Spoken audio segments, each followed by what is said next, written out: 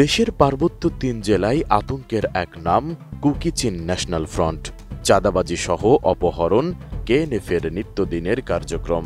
Bank ডাকাতি থেকে শুরু করে মসজিদে হামলা, টাকা ও অস্ত্র লুটের ঘটনায় সরাসরি জড়িত তারা। সংগঠনটির এমন তাণ্ডবে আতঙ্কে ঘর ছাড়তেও বাধ্য হচ্ছেন পাহাড়ি এলাকাবাসী। এবার বান্দরবনের রুমা উপজেলার দুর্গম পাহাড়ে সেনাবাহিনীর অভিযানে কুকি চিন ন্যাশনাল ফ্রন্টের এক কমান্ডার সহ ২ সদস্য নিহত হয়েছেন। অভিযানে উদ্ধার হয়েছে ৩টি এসএমজি, একটি রাইফেল সহ বিপুল পরিমাণ অস্ত্র, গোলাবারুদ এবং সামরিক সরঞ্জাম।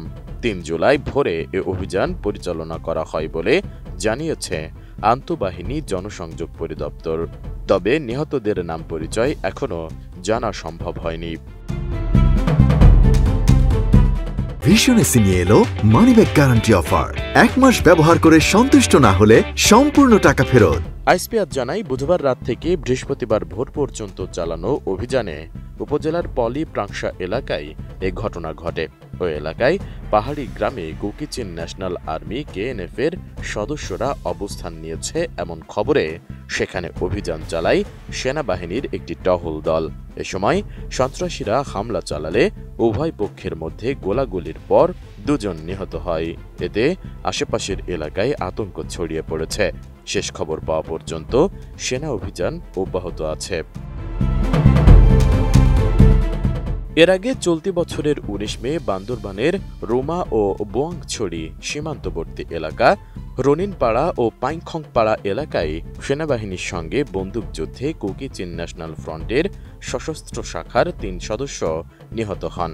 এদিকে সেনাবাহিনীর তত্ত্বাবধানে ২৬ জন বিকেলে বান্দরবানের রুমা উপজেলার সুসুংপাড়ায় পালিয়ে যাওয়া ১২২টি বম পরিবার ফিরে এসেছেন তাদের নিজ আবাসে। বান্দরবানের রুমা ও থানচি উপজেলায় গত ২ ও ৩ এপ্রিল ব্যাংক ডাকাতি, মসজিদে হামলা, অপহরণ, টাকা অস্ত্র লুটের ঘটনায় কুকি চিন ন্যাশনাল ফ্রন্টের সংশ্লিষ্টতা থাকায় পাহাড়ে সেনাবাহিনীর নেতৃত্বাধীন যৌথ বাহিনীর অভিযান চলমান রয়েছে। আইসপিআর জানিয়েছে, দেশের শান্তি শৃঙ্খলা রক্ষা এবং সাধারণ মানুষের নিরাপত্তা নিশ্চিত করতেই সেনাবাহিনীর সন্ত্রাস বিরোধী এই তৎপরতা চলবে।